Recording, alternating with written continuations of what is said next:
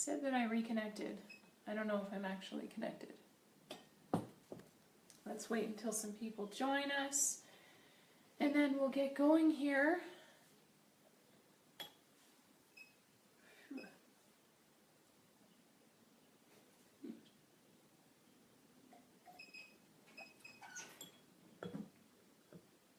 All right, we've got some people joining us. Hi guys, my name is Em, and I'm a contributor for Which Way Magazine. That sun is shining through right in my eye. I'm filming this evening's Facebook Live in my porch, and you'll have to excuse, there are some noises. There's the tree that you see behind me rubbing against the window, and there's my kitten in here, who you've met before, chasing flies. So, hi guys. So again, my name is Em. I'm a contributor for Which Way Magazine.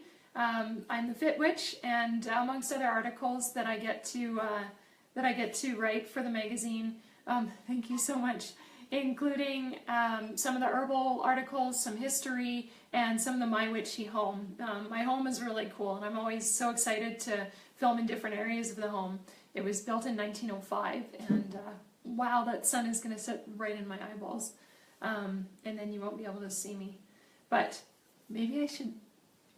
Excuse me 1 minute. I'm going to try and put my blind down so that I can see that the beautiful sun is going to sit right in my eyes. Hang on a second. That's right, Auntie M. I like that.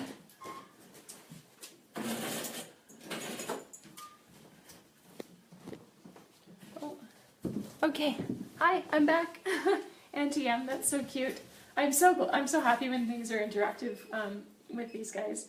Hey, last time I did a Facebook Live, my tattoo wasn't revealed yet, so this is my new tattoo. It's an upside down flamingo and a hedgehog. It's the croquet flamingo from Alice in Wonderland, and it's a little reminder for me to be creative all the time. So thanks so much, guys. So tonight's Facebook Live, wine, witches, and bitters. We're going to talk about harvesting your botanicals, and we're going to talk about sort of seasonal fruits and things that go well in bitters and what you use bitters for. And while we're talking about that, I'm going to show you some of the stuff that I do. I've got a big pile of stuff in front of me here that unfortunately you can't see, but I will show you everything. And we're going to drink some wine. So it's really nice out right now. It's plus 17 Celsius, which is, what, 60... closer to 70, maybe a little bit more than that Fahrenheit. I'm not very good at the conversion, but oh, thanks guys. Yeah. So yeah. Excuse my chatting with everybody. I love it when everyone pipes in. So please pipe up, ask me questions. I'll try and read while I'm speaking. But I'm drinking just a simple Pinot Grigio this evening. It's nice and cold because it's a really nice day. It's actually the evening here, but the sun isn't setting until about 8:16, I think, tonight. Maybe it was 8:26. I'll have to check my... I always pay attention to when the sun rises at 8:18 this evening, and the sun is rising here now at 6:57 a.m., which means I have no excuse to sleep in. I should really start waking up a little earlier. I have a little friend here, and it's a fly. It's kind of gross, but look at him. I kind of love all animals, so... He's hanging out on my bottle of wine, and where art thou? I am in. Look at him. Hi. I don't know why he wants to hang out with me tonight. Maybe he's a witch too. I am in Alberta, Canada. So I'm a little bit north of Calgary in a really, really small town in the middle of nowhere, which benefits me because I've got a great big property with 5 perennial gardens and a big greenhouse where I get to grow all my herbs and botanicals. And I use them primarily for skincare and hair care that I make. I have a little company called Isola Herbals, which you guys might see on Which Way Magazine occasionally and on my Instagram. So anyway, like I said, my name is Em. Don't burn your tail. Oh, Bizou. This is my... I've got a pretty candle burning and she keeps doing this. You guys have met Bizou before. That's my... She's a terrorist little kitty. She kills everything, but and I'm afraid she's gonna burn her tail off. So let's do a little disclaimer. If you're gonna drink, please drink responsibly. If you're gonna drink with me and any other time, I don't represent any of the products that I'm speaking about this evening, so I'm just a big fan of all of them. and we can talk about wine if you like. If you guys are joining me with wine, please let me know. Again, I'm sticking to white wine tonight, and yeah, thank you so much to Which Way Magazine for having me. It's been a really weird season. I don't know if you guys have felt the same way, but up in Canada here, we've had a pretty brutal winter. The spring has been really late so far, and it's still really wet outside, so I can't plant any bulbs because they don't like water, and you have to plant them really deep. And it's supposed to snow on Sunday, and nothing here is green. Everything is brown. So I've got 2 greenhouses going, and then my big greenhouse I haven't started yet because I'm a little nervous. It's a little bit too cold. So bitters. Bitters are something that I really enjoy making, and I try to make all my friends use them so I give them to them for Christmas presents and things. But people are kind of maybe not really comfortable with what they are, or maybe maybe just forget to use them. I don't know what it is, but I put bitters in everything because in our sort of Western diet, we don't eat enough bitter foods, and it's just a part of our composition, a part of the way that our taste buds have developed over here, that we everything is so flavored, everything is sweet or very, very salty, and that's preservatives and marketing and all sorts of things. So bitters are really good for you. Having bitter components to your diet, like celery, is really, really important to help you digest, and that's where bitters started. So a bitter is basically a group of herbs and botanicals and some dehydrated fruits put into alcohol for a certain number of time, and then you strain them from the alcohol, and you boil them in water, and you keep the alcohol, and then once they've been boiled in water, you strain them again and you keep the water, and then you add a bit of sugar or a bit of sweetener to the water. Sugar is also a preservative. And then you blend the water to a certain percentage with the original alcohol, and then it lowers the alcohol percentage. So, and then you would boil that all up, and then you basically can keep them forever. Maybe not forever. I don't know. I have had a batch of bitters gone bad because I had too much water in them, and they were exposed to a lot of heat and a lot of sun. So when you're trying to preserve anything, heat and sun isn't the best idea. So has everybody tried bitters? Do you all know what I'm talking about, and you're interested in what I'm talking about? Or are you just interested in watching me drink wine, because that's okay too. Somebody from Salem. That's awesome. I'd love to go to Salem. So the reason we're talking about bitters now is because this time of year for me, and for most of the Northern Hemisphere, is just the beginning of summer. So that means we have more availability of different fruits and vegetables, and we have new botanicals growing and different herbs that are available. And so this is the time of year that I start making my little harvest of things, or my little list of things anyway.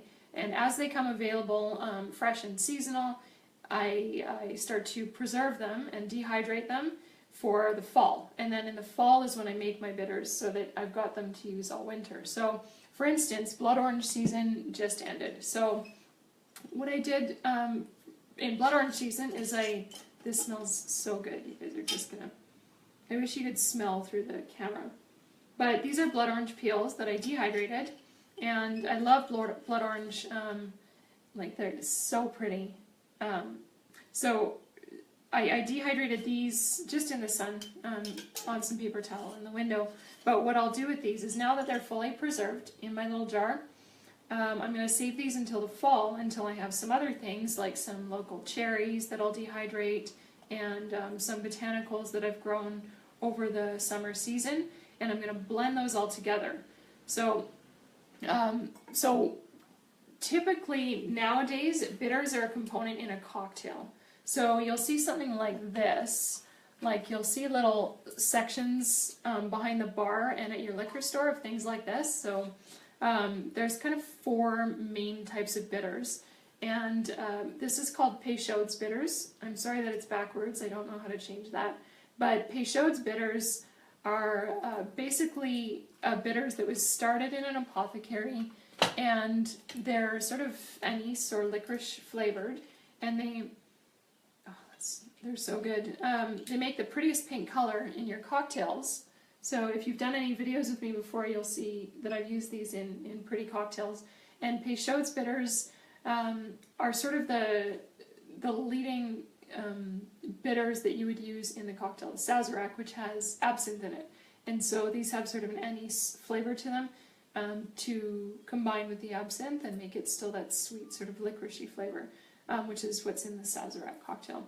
So aromatic cocktails mean that there's typically a bunch of aromatic herbs in them, and most bitters recipes are kept secret. And the reason they can be kept secret is because once you've infused a botanical or an herb into an alcohol, there's usually very little left that's medicinal from the herb or botanical, because when you make bitters, you're using a very high proof alcohol. So there are bitters and tinctures that are available in the market that are herbal and medicinal, but the ones that you're using in your bar are not, or typically not anyway. Who's to say, really? the FDA or the CFDA. So I'm going to go over a few little bitters here. This is from a place in New York. Is anybody joining me from New York? It's called the Dead Rabbit, and they're Orinoco bitters. Yeah, these guys are really cool. It says warm spices such as cardamom, cassia bark, floral notes from chamomile, dried fruit flavors from raisins, fragrant barks in sandalwood and angostura, citrus oils from orange peel, and a bitter sweetness from molasses sugar. Ingredients: alcohol, water, natural herbs and spices, sugar. So that's everything I basically listed for you before. I never use these. I don't know why I don't. These kind of smell like Christmas spice tea. I think it's just the cardamom that really gives them that aromatic, very, very sweet, sort of festive flavor. But say if you're making an old-fashioned cocktail, or maybe even like a sangria or something that you'd want to put a bit of that sort of cinnamony sweetness into, I would use something like this. So don't be afraid to buy bitters when you go to the liquor store. These are going to be anywhere from like $10 to $20 when you buy any type of bitters, and you can actually use them if you have sort of a stomach ache, or if you've eaten too big of a meal. You can put about 10 drops of bitters in a glass of soda water and drink that, and it should settle your stomach. So what have I got here? I've got some Scrappy's bitters. This little guy is just a sample that was given to me. It's grapefruit bitters, and so I'll use this if I'm making like a white wine cocktail or a grapefruit margarita, something. I'll use a bitter like this. So grapefruit cocktails would be really, really good if you're I don't know, if you're doing a sort of some kind of a fitness or health program where you're really trying to aid your digestion and get your metabolism up. Grapefruit bitters in a non-alcoholic drink, or just in some sparkling water, would be really delicious. And then you'll see bitters like this. So this is some homemade guava bitters from a place called Flora Farm in Mexico, down in Cabo. And these guys don't say anything on them, so it's just kind of up to you to decide. These actually smell really alcohol-y, so bitters are really bitter, so you kind of want to like, yeah, they taste really boozy, but a little bit of guava sweetness. Guava is a pretty subtle vegetable anyway, or fruit. I guess guava is a fruit. So there's a few main types of bitters. There's Angostura bitters, which you will have seen, and it looks like, I actually don't have one here, I apologize for that. Angostura bitters look like Peychaud's, and then they're wrapped in paper, and you'll see them behind every single bar. Those are the ones that you want to take about 10 drops of in some sparkling water if you've got maybe a stomach upset, or you're trying to, I don't know, just balance your digestive system. So Angostura bitters were started by a German doctor in Angostura, which is a city in Venezuela. So he created the recipe. It's a secret recipe. It's herbs and botanicals. That's all they're going to let you know. And he created the recipe as medicinal, so sort of to cure illnesses. And often when the digestive system is upset, it affects the human body in a way that you might look dehydrated or feel dehydrated. You might start getting headaches. You might, have aversions to different foods, things like that. So by taking bitters, the reason that Angostura bitters were created is to sort of counter symptoms and sort of help the body fight off diseases. So those have been around since the 1800s. The second type of bitters is a citrus bitters, which is really, really fun to make. I've got lemon bitters here and the grapefruit. These are my citrus bitters, and then I've also got my own. So again, lemon bitters, you'll basically take a lemon and you'll dehydrate the peel like I've done here. And what you want to make sure of when you're dehydrating the peel, and buy your lemons in season and fresh and organic and all of that, that there's not too much pith on it. You want to kind of get right down to, can you see that, like, it's right down to the rind. So these smell so good. So you can do this with any citrus. You can do it with grapefruit, orange, blood orange, lime, lemon. And the reason you dehydrate them is because then all the water is gone and all the natural oil is left in the peel. And it makes a really, really beautiful aromatic bitter that you can add to cocktails and things like that. So does anyone have any questions so far? Please pipe up and let me know kind of what you know about bitters and what you're drinking with me tonight. Because as I've mentioned, I'm drinking a little bit of white wine. Cheers, everybody. My little kitty's sleeping in the sunshine over there. So cute. Maybe she'll come back and try and burn her tail again. So there's a few other components that I like to put in bitters. So again, I guess I should start with one other type of bitters, firewater. So a spicy kind of bitters. This is a company called Scrappy's Bitters. I think they're out of Oregon. I've met the guy. Yeah, Seattle, sorry. Oh, these are super spicy. So if I would put a really spicy bitter into like a Bloody Mary or a Caesar. I think Caesars are starting to happen down in the US. I think most people are joining me from the US today. But a really spicy bitter, which is going to be made with sort of chilies and things like that, and peppers. Really, really awesome. So aromatic bitter, which can describe sort of the Peychaud's bitters or an Angostura bitters. And then you can go to a citrus bitter, and then a herbal bitter, which is sort of like this one that I talked to you about, Orinoco. I don't know what that means. Does anyone know what Orinoco means? It's backwards. Orinoco. I assume that it's from New York, so maybe it's sort of southern. Anyway, just based on the influence that sort of came up a little bit north.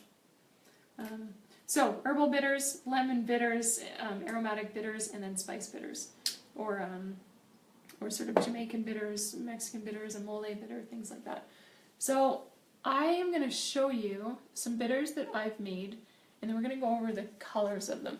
So I made these are, you can see these are in a purple mason jar because I didn't want the sun to affect them, and I keep them in the cupboard because I haven't bottled them yet. But I made these last year, and then I put the recipe in a secret place, and I have no idea where that went. But look at the color of these. I need a white piece of paper to show you a little better.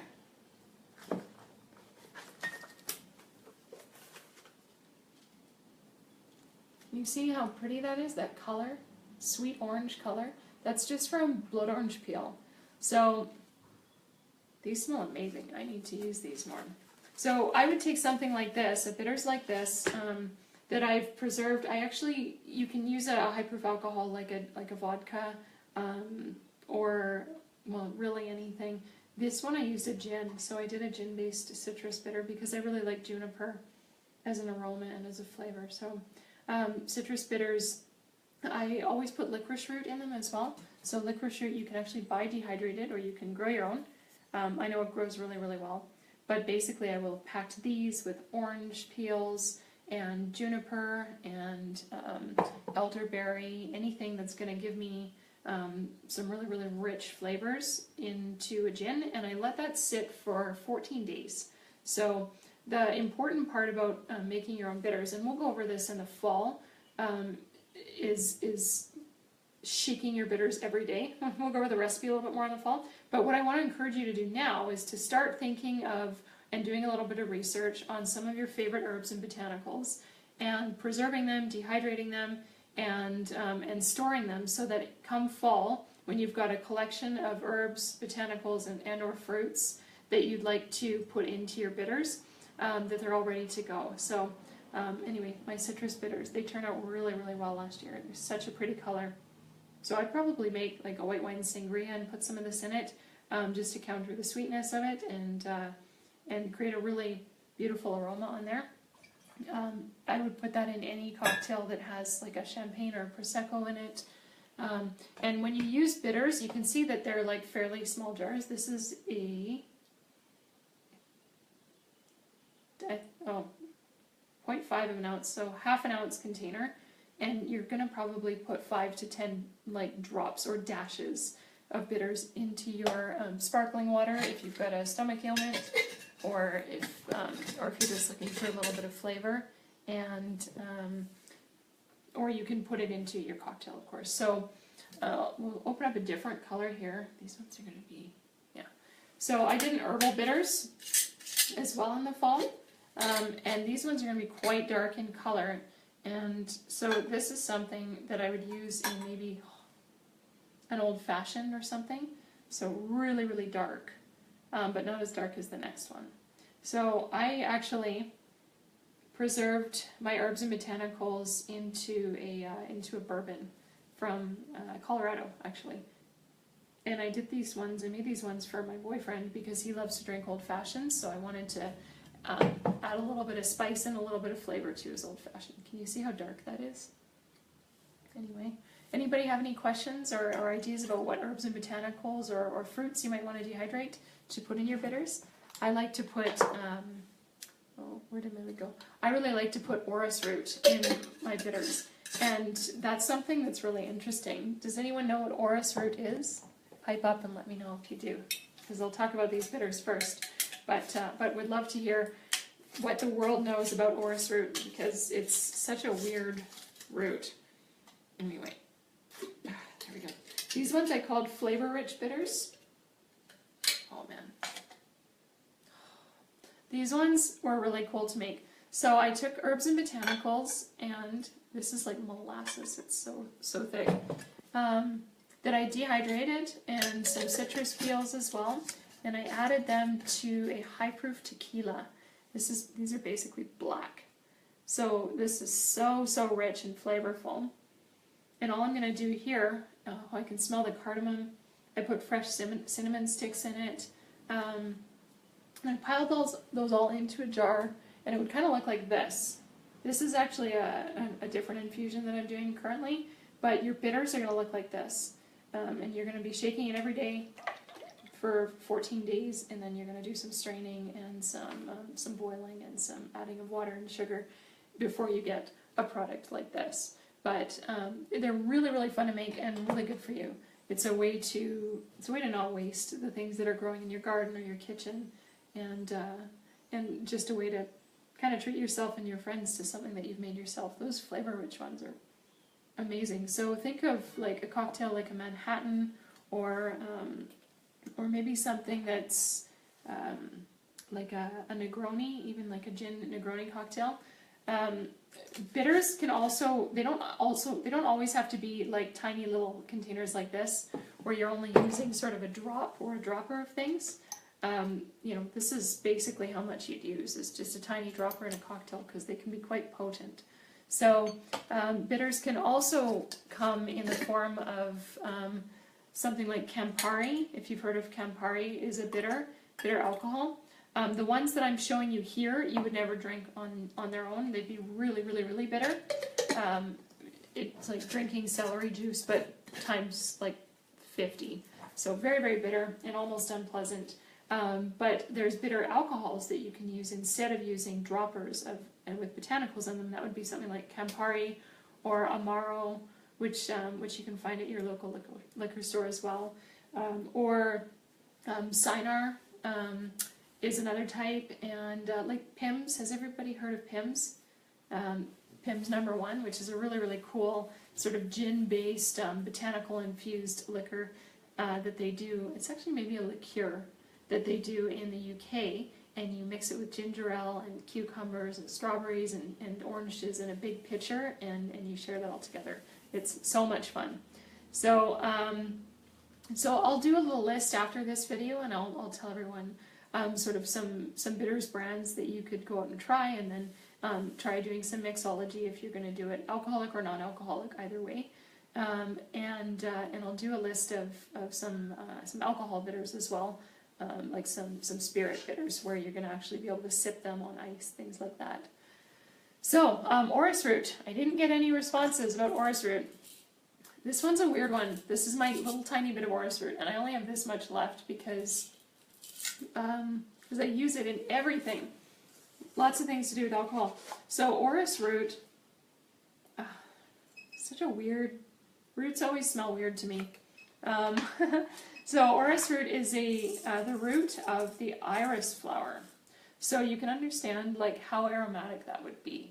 Iris flowers are so beautiful, and their roots are so dense and huge and really, really powerful. And orris roots were harvested traditionally for use in perfumes. And what happened in the early 1900s is that people were having allergic reactions to perfumes, and it was found that the allergic reactions people were having was due to the orris root component in the perfumes. So it's sort of depends on your personality. I know that if I walk into a pharmacy or a drugstore that sells sort of really cheap perfumes, I need to leave right away, and I don't know if you guys feel the same way, but that's because they're still using orris root to flavor to flavor the aromas of the perfume, and it bothers me. So, however, in a cocktail or once diluted by alcohol, it doesn't bother me at all, and it's really, really beautiful. So orris root, the root of the iris flower, you'll find as a component in perfumes, as well as in scented skincare, and as well as gin. Orris root is one of the main botanicals used in most gins. Now, not all gins will tell you what's in them. Some do, but not all, again. And so you'll find orris root in a lot of spirits because it's got such a powerful aroma. So I put it in all of my bitters because it makes them smell a little bit floral and very, very rich. It doesn't have sort of the hardness of other roots, like a chicory root or something like that, or a dandelion root. If you have a ragweed allergy, I don't know, you might be affected by sort of the nose of an orris root as well. So you'll know if you're the type of person who doesn't love perfume or is very sensitive to smells, you'll know that it's because orris root is in there. There's basically one component that will do that to you. However, it's so powerful, and I use it in most of my alcohols because it just makes such a beautiful floral aroma. So the other thing that I like to put into my bitters, and the other thing I like to preserve, is elderberry. Oh, that smells so good. It smells like candy. Do you guys use elderberry for anything? Any herbalists joining me this evening? So elderberry, right here. These are, of course, tiny and dehydrated, but elderberry just smells like candy. You can buy elderberry cough syrups and things at the pharmacy, and elderberry is really, really good for the respiratory system. And I actually planted a little elderberry tree last fall, and it struggled. But I went out and tested one of the branches today, and it's still alive, and it's been a very, very cold winter. So I'm really excited, and hopefully I'll get some of my own elderberries that I can use into my bitters and into some of my other skincare and hair care products, because they make everything really, really rich, dark purple. And it's almost like a sweet cherry candy smell that they have. So you can preserve elderberries in honey as well if you'd like to make your own cough syrup. So good for you. Elderberries also, prior to being berries, they have beautiful little white flowers, teeny weeny ones, in a big bunch, like the size of my hand, really, a big bunch of teeny little flowers that become berries. And you might see the liqueur called Saint Germain elderflower liqueur, and that's made from the flowers of the elderberry, and it is just my favorite thing to have on ice or with a little bit of sparkling water on a hot summer day. So elderberry is a really good one. And then the next thing that I never leave home without, well, I do leave home without it, but I love it, is juniper berries. So I think the juniper berries would probably grow in most of the northern US. They kind of thrive in colder weather, so they grow everywhere where I am. And I did plant a beautiful little juniper bush, an edible one. There's lots of different kinds of juniper berries, so if you find juniper in the woods, don't harvest it and eat it, because you have to make sure it's the edible kind, because some of them can be poisonous. But juniper berries are a little bit bigger, a little bit shinier than the elderberries. And let's see, they're just so cool and so medicinal. And they are, of course, that's a little juniper berry. They're the base ingredient for gin. So they don't actually look this sort of purple on the bush. They're more of a sort of almost a silvery purple, or like a bluey purple on the bush. But when they are dehydrated, they come a little bit darker. They don't smell. They smell a little bit sort of gingery or piney, which I think is really, really great. Also very medicinal, really good for the digestive system, and a great thing to harvest on your own or to buy at your local apothecary sort of store that sells you herbs and botanicals. So you can buy a lot of these, or you can harvest them yourself. Of course, doing it yourself is a lot more work, but a lot more fun, in my opinion. And I love to make bitters for all of my friends, because they just think it's so cool, and it's so much fun telling the story of how you grew and harvested all these yourself, or you went to the market and you bought fresh blood oranges and you dehydrated the peels, and you've had them preserved for 6 months and just waiting for September till cherry season has passed, and then you dehydrate your cherries and add those into all your spirits, and it really only takes about 2.5 weeks to make your first batch of bitters. So the last thing that I'll talk about this evening is ginger.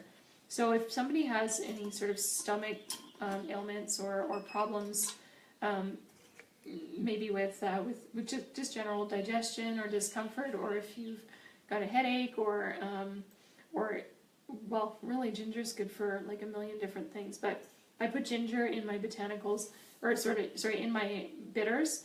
But you have to be careful when you're putting ginger in, because it's a very, very powerful botanical. So of course, ginger root. You can grow this yourself. I don't grow my own ginger.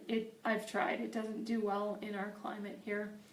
Even in my greenhouse last year, it just died. I think I probably either had too much water or not enough water. But if anyone has a greenhouse, you'll know.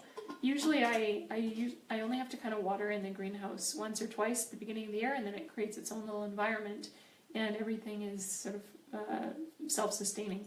But my ginger didn't like it. So does anyone have any questions about some bitters that we've made this evening, or that I've showed you this evening, or some of the components of bitters, or some of the history of it? We can also talk about wine if you have any questions. Is everyone drinking with me? Everyone's having a glass of something. It's such a beautiful night here, and I guess it's 8:30 on the East Coast, so you guys will be, maybe is the sun probably setting there right now anyway. So we'll have a little sip here while you ponder. Tea is perfect. But, so Brian, are you on the East Coast then?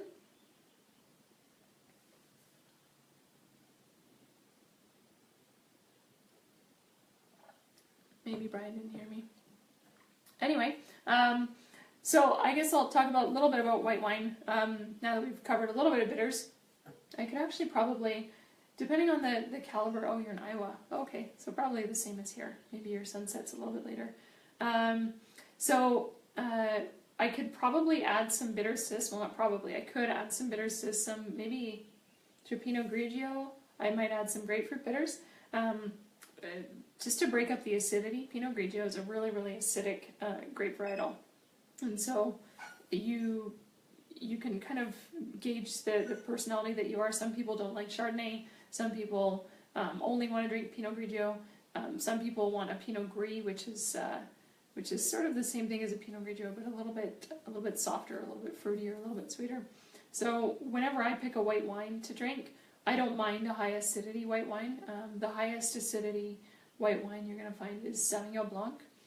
And sort of the lower acidity wines you're going to find is typically going to be a Chardonnay, but you know, so many winemakers are so talented these days, so they're doing all sorts of different combinations of wine and little blends, and they don't always tell you exactly what's in the blend. So typically, to be called a certain varietal of wine, it only needs to have 51% of that wine in it. So the rest can just be a blend of other grapes that will sort of lower or heighten the acidity. And by acidity, I mean sort of that really, really, really astringent, that very, very fresh flavor of a white wine, which is why we all drink it on a hot day. Well, maybe not all of us. Maybe some of us have kombucha instead, which I love doing on a night like tonight when I have a big workout in the morning or something like that. Kombucha, in my opinion, is just as much of a treat as wine. And here it's about as expensive, like $6 for a little bottle of it, or a portion. Okay, so we've talked a little bit about bitters and preserving your bitters. Since this is Which Way Magazine, we could talk a little bit about, just briefly before I go here, the sort of witchcraft and historical uses of bitters, and some of the botanicals that I showed you this evening, which I always find interesting because people will typically go to the liquor store and they'll pick up their favorite type of wine or spirit, and they'll sort of browse over the bitters, and they'll say, oh yeah, I'll get, you know, whatever bitters that the salesperson sells to them. But people don't really put in the thought of where these flavor components come from, and even where the tradition of wine and spirits come from.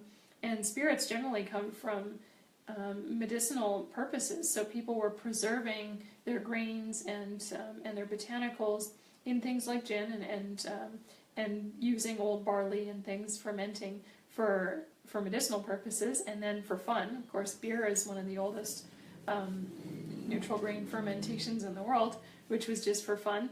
And but really, I mean, these alcohols have such high caloric value that when people were, you know, in sort of the winter season, having alcohol around is a way to fuel the system. Really, a really high caloric value. And soldiers drank a lot of alcohol because it sustained them.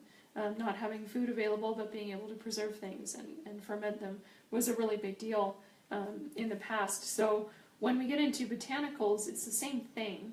And when we get into bitters, it's even more of a medicinal history as well. And so you've seen, you see old pictures of witches and their apothecaries and their jars of eyeballs and all sorts of strange things. But I'm not really sure. I've never had any eyeballs in jars in my house. But having little jars of these things is really medicinal. It's medicine. And that's where the way that I practice my paganism is through being in tune with the earth and the things that I can grow and the things that the earth provides that it can give you. So to sort of heal different things and to affect different things. And if you look into Chinese medicine, it's always about Chinese and Ayurvedic medicine and herbalism. You always, caraway seeds, exactly. When you start talking about seeds and the way that traditional herbal medicine or Chinese medicine or Ayurvedic medicine has used herbs and botanicals, plants, fruits, vegetables, things to heal people and to sustain them over the years, that's not even witchcraft, but often it's called that. It's sort of, it's pagan. It's old school ways of nourishing your body and treating yourself. And that's another reason that I really love making my own bitters, because I know they're good for me and I know they're good for my family. And I know that I put a lot of energy and a lot of soul into when I'm harvesting things and when I'm growing things and when I'm concocting something in the kitchen that I'm going to share with the people that are important to me. So this isn't just about making cocktails. It isn't just about drinking wine. It's about really being appreciative of the things that you have available to you and then using every little bit of them. One of my favorite stories, my grandmother was very, very poor, and it was very sad growing up. She did not have an easy life. And I remember her telling me that she used to ask people at school if she could have their apple cores, because she would be hungry and she didn't have any food and everyone else had packed lunches. and so she would eat the seeds and everything. She would munch away on apple cores and just have some sort of nourishment. And I think of that story all the time. It was so sad to me, but she ended up having a very fulfilled, very rich life. And when I'm doing things like taking the peels off of a beautiful blood orange that somebody grew, I feel like I'm really appreciating the things that are available to us in the world.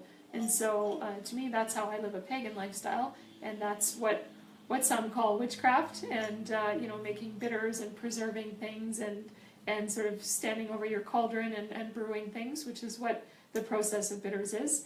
But to me, it's being very appreciative and very fortunate to have the things that you have at your fingertips and using every little bit of them. So I'm really grateful to have been here this evening. I am going to post a couple of recipes on the Which Way Magazine Facebook, and you'll see a photo of everything that I've got in front of me, all of my bitters and concoctions, and I'll post that on my Instagram and the Which Way Magazine Instagram.